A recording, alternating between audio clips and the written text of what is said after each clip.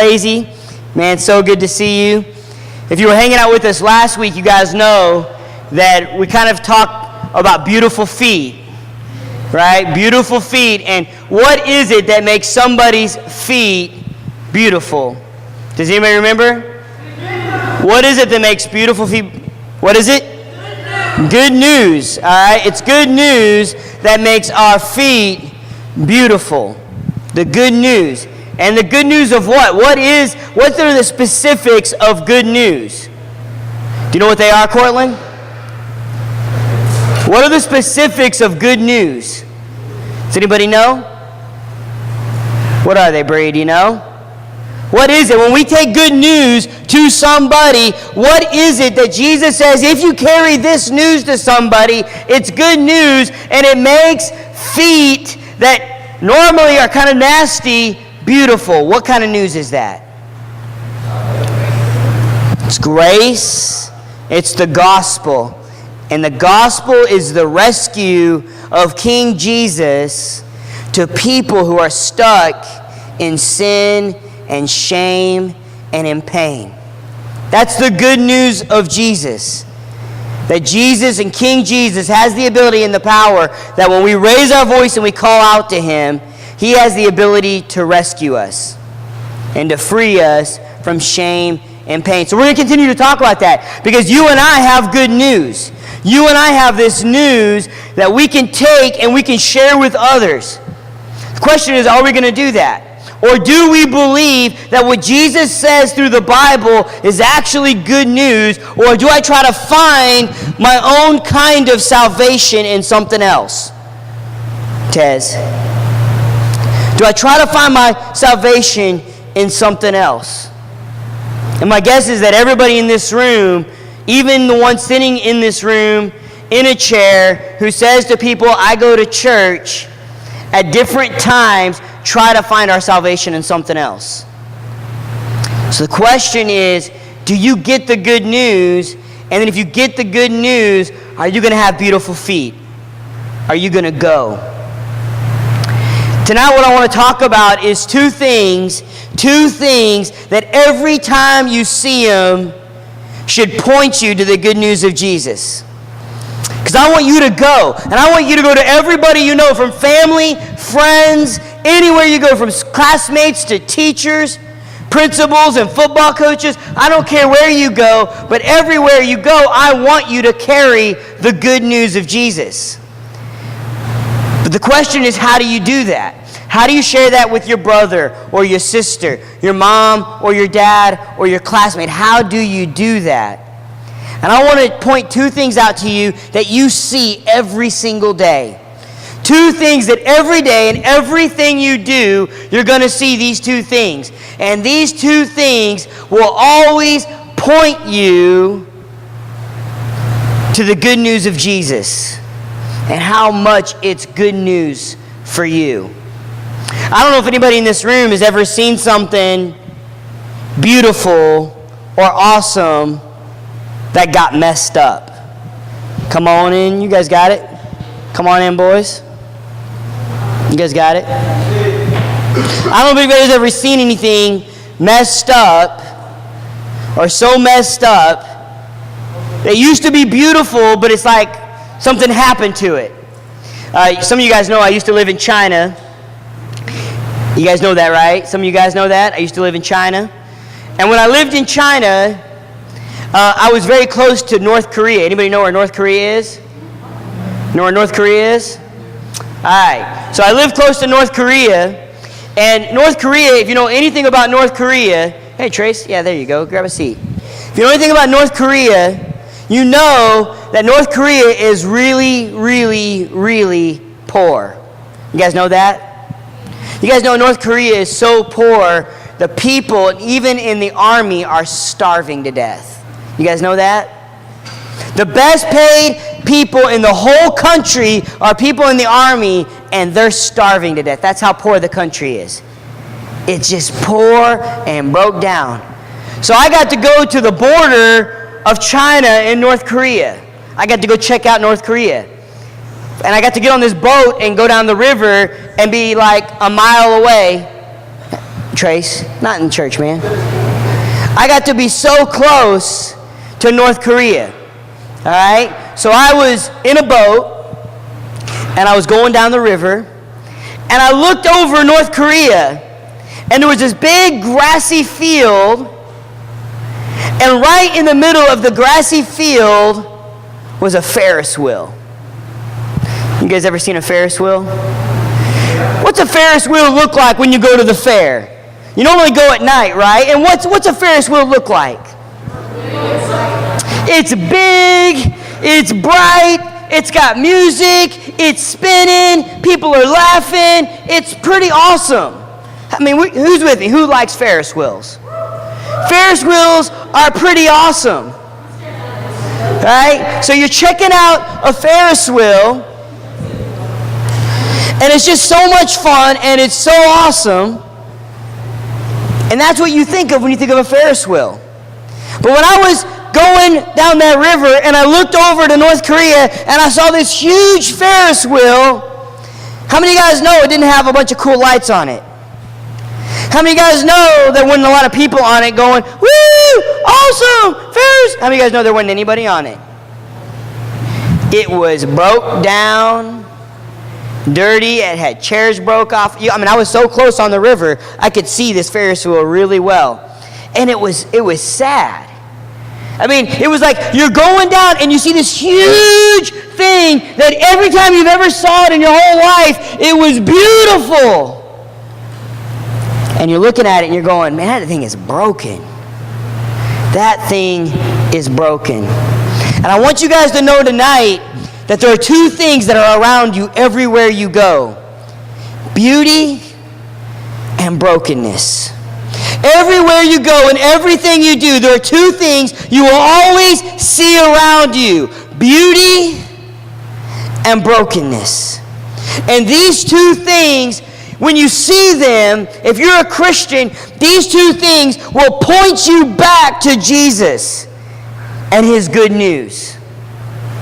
So, Chuck, what are you talking about? How do you know there's always beauty and brokenness all around me?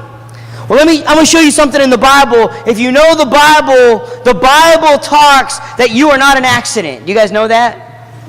Right? In the story of the Bible, faith was not a fart in the wind. It wasn't just an accident. God spoke you into existence. He created you with His hands. So when the Bible opens up in Genesis, you ought to read it. It's incredible. When the Bible opens up in Genesis, God is on the scene. He's always existed. No beginning and no end. And He shows up, and out of His mouth comes light. He just speaks, and light comes streaming out of His mouth. And He speaks, and He puts stars in the sky. And He speaks, and there's a sun, and there's a moon. And He speaks, and there's an ocean, and there's rivers. And He speaks, and there's a mountain. And every time He does that, He uses a really simple, awesome phrase. He goes, "That was good." And we use good in a really cheap way.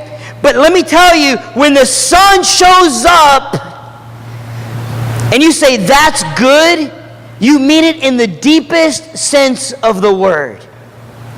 That was good, and there was nothing broken about it. It was awesome. You hear me, Marcus, over there? It was awesome. And in the middle of all of that, day 1, day 2, day 3, day 4, He's making, He's creating, He's building, He's growing. And in the middle of all of that, check out what it says about you and me. Check this out. This is Genesis chapter 1, verse 27. So God, this is day 6, this is after every sun and star has been built, every huge awesome mountain, Mount Everest, every beautiful thing you've ever seen in the whole universe. And then God on day 6 says, so God created man in His own image. You know what this is like? This is like a painter who's got a huge wall to paint, and they're painting, and they're painting, and they're painting, and then they step back and they go, "Oh man, you hadn't seen nothing yet. And God steps up and he makes his masterpiece. You and I. God made man and woman in his own image. The best thing you will ever know to what God looks like is to look next door. Someone look to your right and say, you kind of look like God. Now look to your left and say, you kind of look like God. No, what I mean is, you don't. Check it out. What I mean is, it's not like you're God. You don't have God powers. You're never going to be the God of the universe and the king of this planet. But you're made in his image, and in some beautiful, awesome way, you look like him. Every human being on the planet, in some awesome way, looks like God. And that's an incredible, beautiful thing.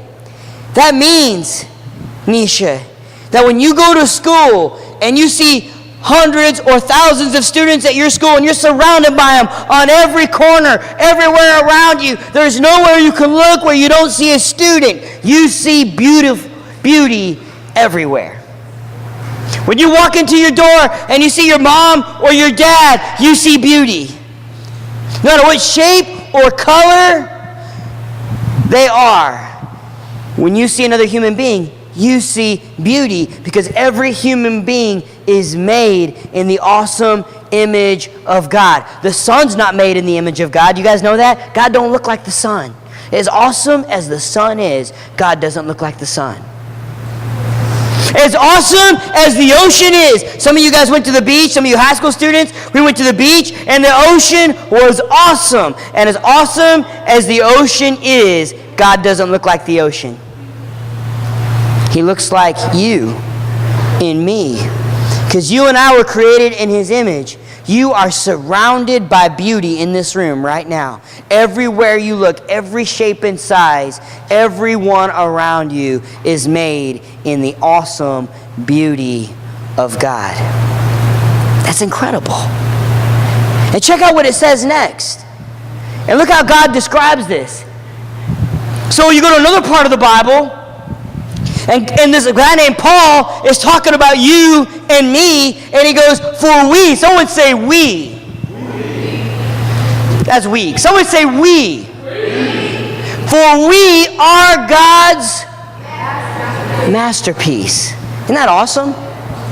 That means God made a lot of stuff. Man, God made a lot of stuff. He spoke a lot of things into existence. All kinds of ants and insects and fish and birds and crazy awesome stuff. But you and I and everybody on this planet is his masterpiece. That is an incredible, incredible thing. And you're surrounded by it everywhere you go. Everywhere you go. Cortez, sit down, bro. Cortland. Everywhere you go, you're surrounded by beauty.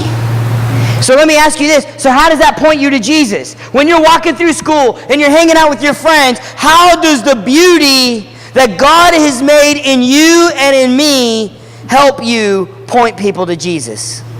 Anybody know how that works? How does the beauty of the universe that you're surrounded by every time you walk outside help you point people to the good news of Jesus? Anybody know? How does that work? You are surrounded by the proof of a king. You guys know that? You hearing me? You're surrounded by the proof of a king. Every human being, every star in the sky, every sun and every river is proof that there's a king. A king strong enough to rescue. A king loving enough to do anything to buy you back.